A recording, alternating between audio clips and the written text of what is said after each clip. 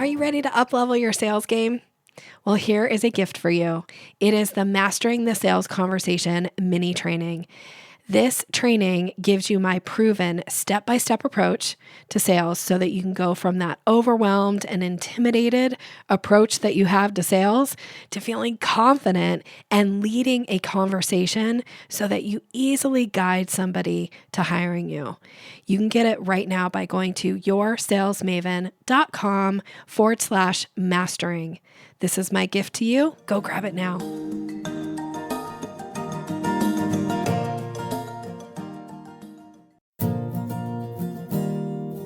Do sales conversations make you feel awkward or pushy? It's time to ditch the outdated salesy strategies.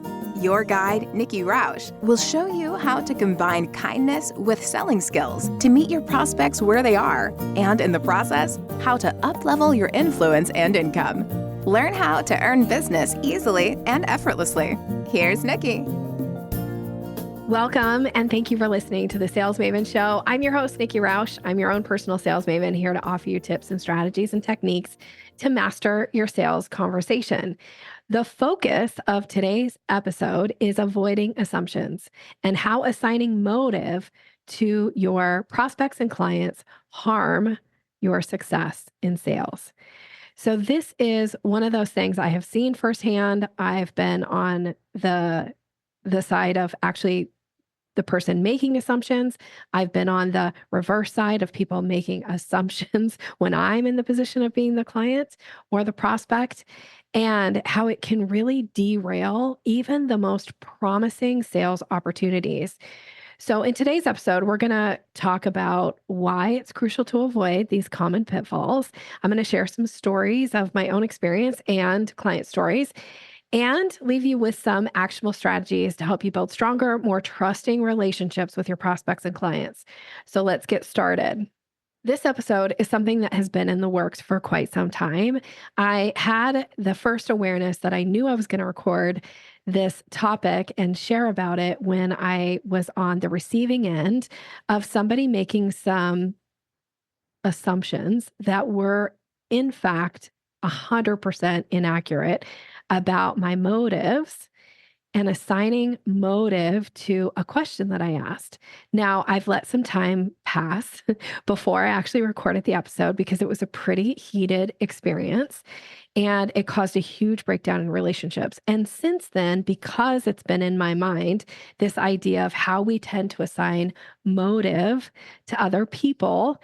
We do this in all areas of our life, in our relationships, right? With friends and family and partners, and definitely with clients and with prospects. It's come up a few times, even just in the last week in client sessions, where I see people assigning motive. And I want to be really clear that in this episode and with the examples that I'm sharing, I am in no way making judgments about the people who are assigning motive, my clients, or even about the person who assigned motive to me. What I am saying, though, and the point behind this is this actually helping you achieve your success in sales, or is it hindering you? I'm seeing it as hindering relationships, hindering success, like sales success with my own clients. It certainly hurt the person who did this with me. It definitely cost the company quite a bit of potential revenue going forward. So it matters. It absolutely matters. And it's a common thing. Many of us do it. So you're in good company if you are listening to this episode and you start to realize, like, oh, I might be doing this in my relationships and in my client and prospect relationships specifically. And what can I do instead? So we'll talk about that. Now, why is this important? Well, when you make assumptions in a client relationship, you tend to start behaving as if the assumption is true. And so that can really derail the delivery of how, what the end result is the person gets, because you'll act differently. You'll make decisions, and a lot of times make decisions for them without even putting it in front of a prospect or putting it in front of a client, which can break down rapport, can certainly damage the relationship. And it causes oftentimes a lot of misunderstanding in the behavior from the client standpoint, but also in your own. And then, of course, in the sales relationship. In my opinion, one of the most important things to be thinking about as a business owner or in a business is lifetime value of a client and how to increase lifetime value of a client. So when we have a breakdown like this, and we might finish this project with them, but never, ever get any additional business, or they'll never refer clients to us because of this breakdown. And that could or can be a potential for huge amounts of revenue in the future. So I think this is important enough to take a listen. You tell me at the end if it was worth your time and effort to listen to this episode. And, the problem with assigning motive is that it's got some big negative consequences. I've mentioned a few. It breaks trust between you and your client because when you say to somebody what your motive behind the question you asked or the objection that you raised, what your motive is you're essentially saying to them, like, that you don't believe what they're actually saying to you. So in a way, you're calling somebody a liar. And how many of you like to be called liars? Like if somebody called you a liar right now, would you take offense to that? Most of us would. And when you send the message that you don't believe the other person and the trust breaks down and you're essentially calling them a liar, that can be a really hard one to come back from in a relationship. Obviously, it also creates misunderstanding and can create quite a bit of tension in the relationship. So, of course, all this leads to missed opportunities and usually failed sales situations. Okay, so let me tell you a little bit about kind of my story. I mentioned I'll share throughout here some client situations that have come up as well. In my situation, what happened was I have a company I've worked with for many years, and there are certain people assigned to handle my account. And one person in particular, I had asked a question about the reasoning behind something that was done on my account. It truly was a question. I was trying to understand the reasoning behind it. Was there an actual reason for it? And if so, I needed to be aware of it. And if there wasn't a reason of why something was being handled in a certain way, then I wanted to ask for it to be changed. I wanted it handled in a different way. Now, what happened was the person came back and assigned motive to my question. Didn't actually answer my question, but made some accusations as to why I was asking the question. Now, the accusations were absolutely false. One was that the person who was asking the question was trying to cause trouble, and I think the other one was that the person who was asking it obviously had not been looking through all of the previous deliverables and paying attention to them, which was also not true. And I was the person asking the question. They implied it was somebody on my team. It wasn't, it was me. So I know my motive, right? And it really was a legitimate question. Now, I went back and said, like, none of these things are true. Here's my motive behind the question, to which it just continued to escalate. This person like doubled down and sent a pretty, I'm going to say, way over the line, very disrespectful, never a way you would talk to a client response to my response back, which basically said, like, those motives that you assigned are inaccurate. They're not true. And going forward, do this on my account.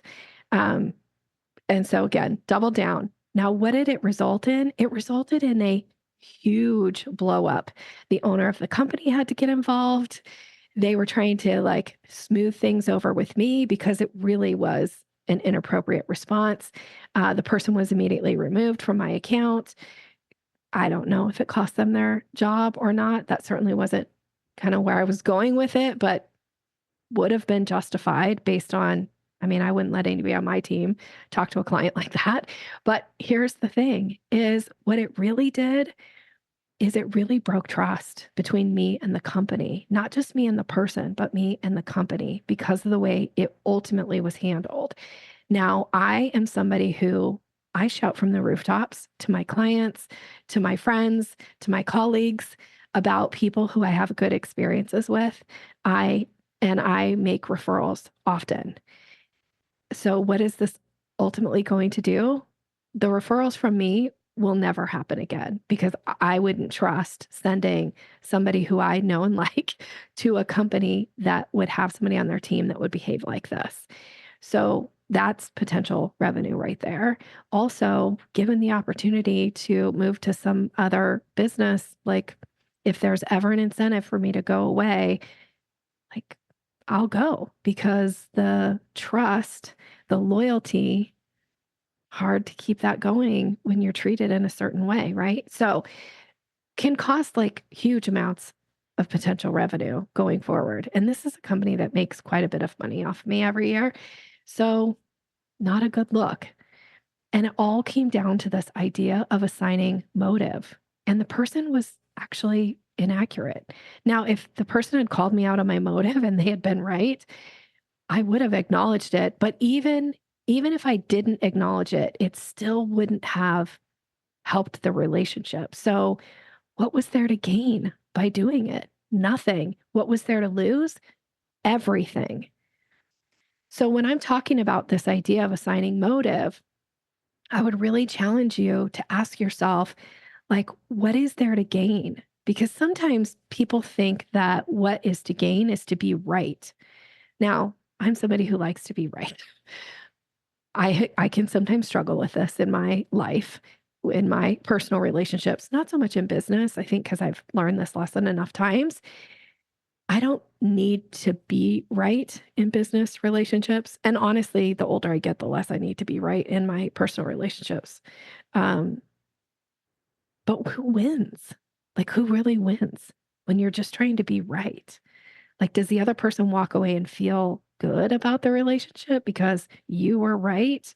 No. And when it's a prospect or client and your idea is like, well, I'm right, well, that doesn't pay the bills. So, as I share some of these stories, again, I'm not in any way saying that the assumption, the motive assumption when I'm sharing client stories that they've missed the boat. What I am sharing though is how does that serve the business? So, a story that a client interaction that came up recently is somebody had shared that they had this new client relationship and were dealing with multiple people in the organization. And there was one person in particular that they had already assigned motive to this person's behavior. And the motive was that the person is just not a nice person. Now, they could absolutely be right and that the person was super confrontational, wouldn't acquiesce to their requests, their preferences. Now, this was bringing a lot of angst for my client, right? Because it's hard to work with somebody that you don't hold any respect for. It's hard to work with somebody who you feel like is intentionally being combative or is intentionally ignoring your preferences, trying to kind of push your buttons, but it's not going to help the relationship, right? And it isn't going to set my client up for future business because the relationship was really breaking down. Like there was some like accusations thrown back and forth. It just wasn't great. So I'm not in any way saying that my client is out of line for feeling the way she feels like, and maybe this person just isn't a nice person. But how does that help the relationship? And so, what could you do instead? So, my advice is let's give some grace in this moment. Let's ignore your preferences and see how can you work around this person's preferences because oftentimes I have found in many situations that when I'm willing to adjust to the other person, oftentimes they're willing to make some concessions or some adjustments my way, and we can usually find some middle ground. But if you dig your heels in and you want to be right, about this person's behavior, about their motive, that you've made assumptions about why they're doing what they're doing, why they're acting the way they're acting, why they're saying what they're saying, does it actually lead to deeper connection and better relationship? And does it set you up for future business? Or could this potentially cost you all the business that they've already agreed to hire you for? And that's where I was worried my client was. Like, you're on the verge of maybe potentially losing this business.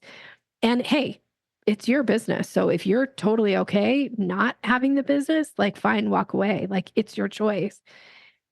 But if you really do want this revenue that comes in and you think there's some opportunity for future business, like, how can you make it work?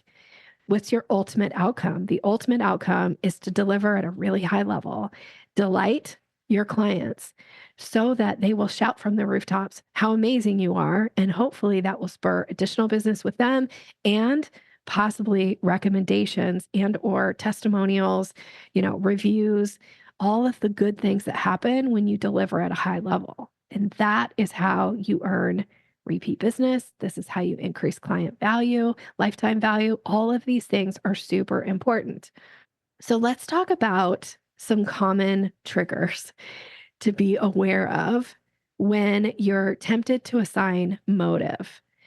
There's some things that can come up. One is maybe there's a lack of clear communication from the client. Like, we all know that sometimes we think we've been clear with the client. We send them like, I need these 3 things to get started, and then crickets, right?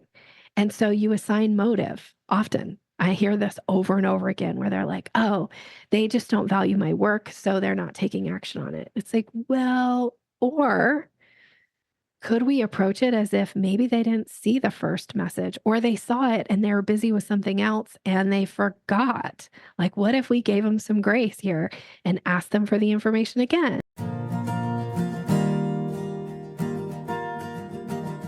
Do you know how to recognize and act on a buying signal? I have a gift that is going to teach you these 17 buying signals so that you're ready when you get them to take action and move somebody to the next part of the sales conversation. You can get this right now by going to yoursalesmaven.com/Maven. Go grab it now.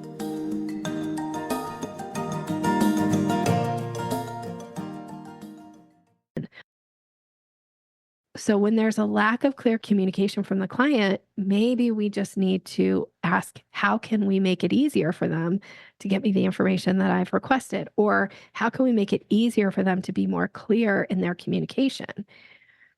The other thing that can trigger this is if you've got some personal insecurity or some biases. Now, I'm not, believe me, I've got plenty of personal insecurities. There's a lot of things that come up. I know one of my triggers that can really get in the way and really trigger my assigning motive is when someone questions my integrity, or if I perceive that they have questioned my integrity. Huge trigger. And I got to be able to recognize, oh, are they actually questioning my integrity, or am I assigning that motive in this mode here? Oftentimes it's me assigning motive. So what can I do instead? The other thing that can come up, a common trigger, is that you've had a previous experience that's influencing your current interaction. This was a situation in a conversation that I had with a client just the other day where the person had voiced an objection about moving forward with hiring my client. And my client was assigning the motive to their objection meant that they didn't actually see the value of the work, didn't really value my client's expertise. And this was based on when we kind of dug into what was going on for my client and what was causing. Because if you heard the objection that the person gave, not everybody would just assume that it meant that they didn't value. It could actually mean a couple other things. So when I dug in with the client a little bit, it really came up that it was based on a previous experience.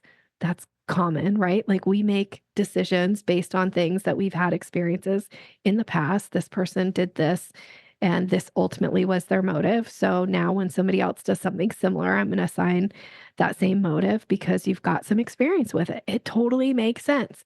However, does it serve you in a sales situation? And in this particular case, with this particular client, it wasn't serving her. It was actually causing her so much angst. Like my heart hurt for her at how much angst this was causing.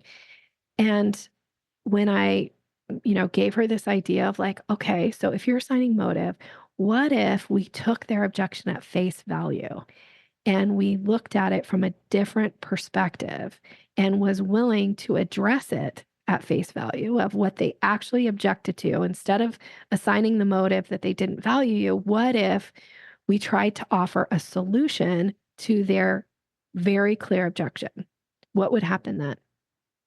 I think she would say, she left the meeting feeling much more inspired and empowered in those conversations because we gave her some language of what she could say when she found herself in those situations that might reveal that the motive that she was assigning wasn't actually true. It can happen, right? Can you be open to like, okay, maybe I could actually have some misconceptions or some experiences that are driving this. So if it leaves you feeling more empowered in your sales conversations, like I will double down on that all day. Like that's what I'm going for all my clients. I want every single one of my clients to feel empowered in their sales conversations always. I don't use a lot of always, but I will here. Like, feel empowered and be empowered. And a lot of times that comes from setting aside some of these biases, setting aside some of these triggers, and just approaching, like, okay, what can I do here? So let's talk about recognizing the signs. Because for some of us, there'll be one sign. For others, it'll be a different sign. So I just want to go through a few and talk about that.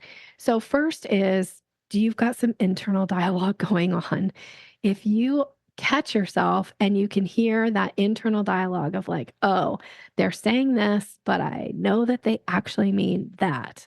Okay, that's a good like, okay, this is me assigning value. So, what do I want to do instead here? So, internal dialogue is the first one.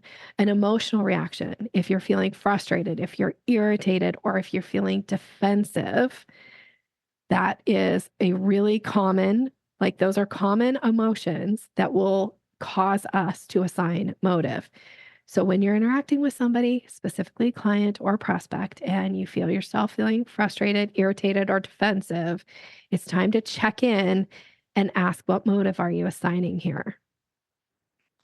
What are some behavioral patterns? If you have a pattern, if you know that kind of your pattern is somebody who rarely gives people the benefit of the doubt, I usually say, like, give people grace. And if that doesn't come easy to you, if you decide this is something you want to learn, like, okay, so make a mental effort of like, oh, I need to give more grace here.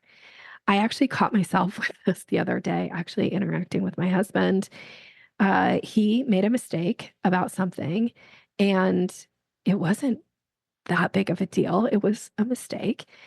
And I didn't even recognize that I have a pattern that when these types of mistakes happen, I assign a motive that has to do with like, this is why, it's unfair that you get frustrated with me because I tend to want to control things and I tend to check in more than he thinks is necessary in different situations in our relationship.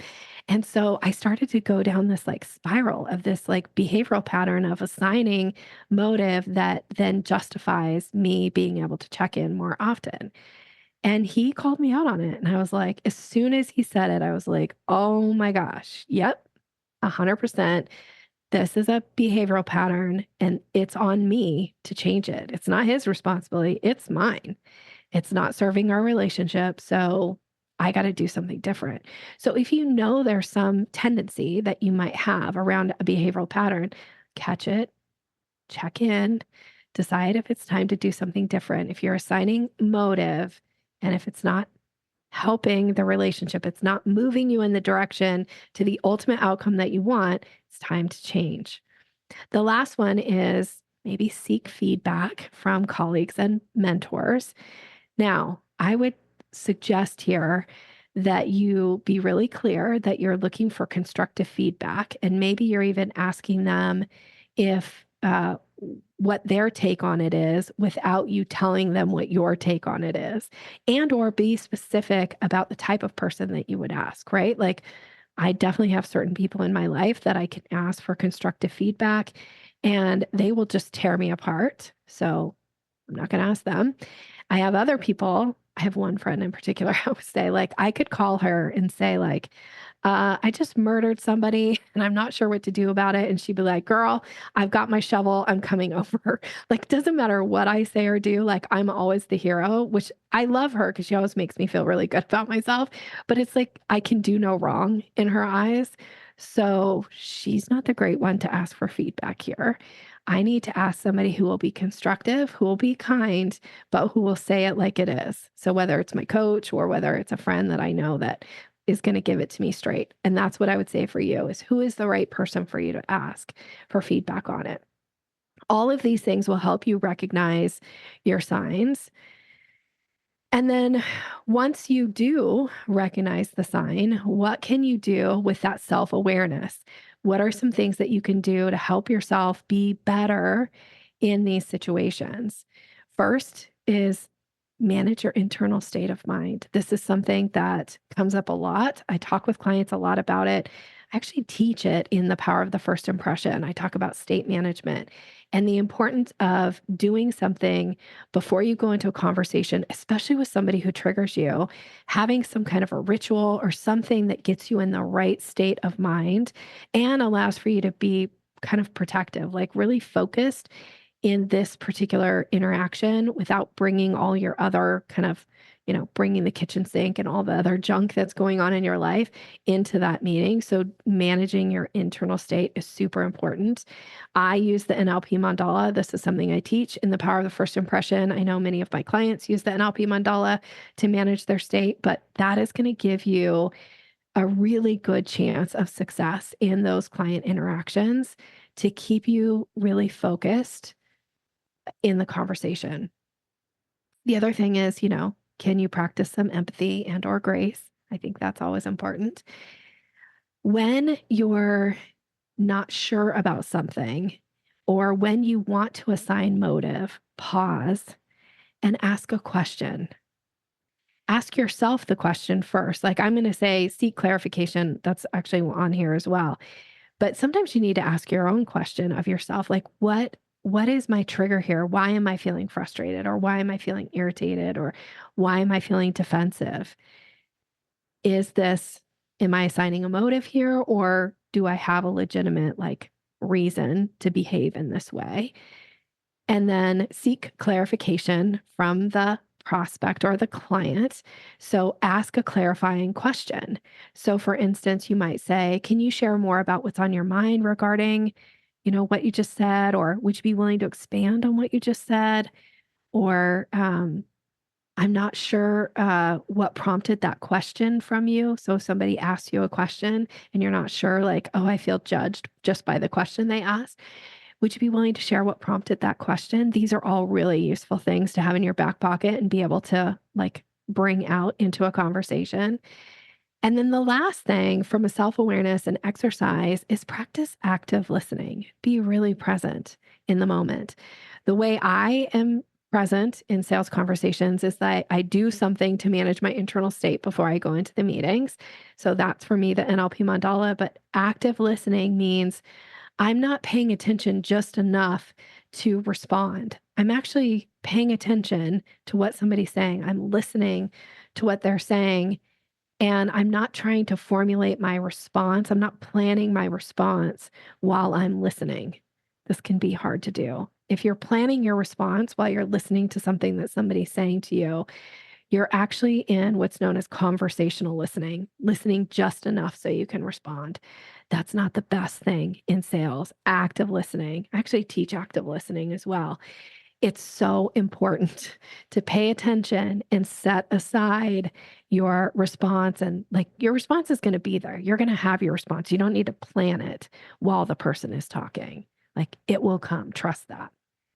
And then, approach things with a curious mindset. This is like what to do instead. Be curious when you find yourself in these situations. And, when I say be curious, you need to practice like depicting curiosity. It needs to be in the way you ask the questions with your voice quality, your body language, your facial expressions, because there's a difference between saying to somebody, like, would you be willing to expand on what you just said? Like, what is your thinking process? That does not sound curious. That sounds judgmental, right? That sounds defensive. But if you could say, would you be willing to expand on what you just said, the thinking process behind XYZ? Now you actually sound curious. So that's really important. Ask open-ended questions so you get some kind of insight into their perspective. Practice active listening. And then the other thing is, build trust through transparency. Like leave space for people to be open and honest. Create a safe space. Sometimes you might need to set up the meeting. You might need to pre-frame their safety here. I mean, I'm a big fan of pre-framing. It's something that I teach in the consultation process and how it's the most important thing you can do at the very beginning to create safety. But if you're going into a conversation that there's been some tension, you might just need to say, like, the goal of this meeting is for us to just like get everything out on the table, be open and honest about what's going on, and then look for opportunities to make a plan of how we can alleviate any of these misunderstandings from happening in the future. So I just want you to know that this is a safe place for you to put on the table anything that you want to share here. And I'm going to ask your permission that I'm able to do that as well, right? Like, won't that help in the conversation? Okay, so mode of assignment. Rarely does being right about your motive that you assign to somebody's behavior, is it going to help the relationship? So, in order to be successful in sales, we have to keep our outcome in mind, which is to earn the business, which is to deliver at a very high level so that our clients are happy and satisfied and at some point may shout from the rooftops and become great ambassadors out in the marketplace for us. Like, I think that's ultimately like what we're going for with sales. Build strong relationships, build rapport, and see what's possible. All right. So, what, as a result of listening to this podcast, can you now go and implement? What is one thing that you'll take action on after hearing this about assigning motive and making assumptions that will be helpful for you? And would you be willing to share with me? Reach out to me. I'd love to hear what was your big takeaway from this episode. And also, if you have an experience that you have found yourself in this situation or something that's hindering you in some way, you're welcome to share that as well. I invite feedback. I invite your stories. I am so delighted to have you here listening. I wish you continued success in all that you're doing. Have a great rest of your day. Thanks for listening to Sales Maven. Visit us online at yoursalesmaven.com/maven for more resources to boost your confidence and skills.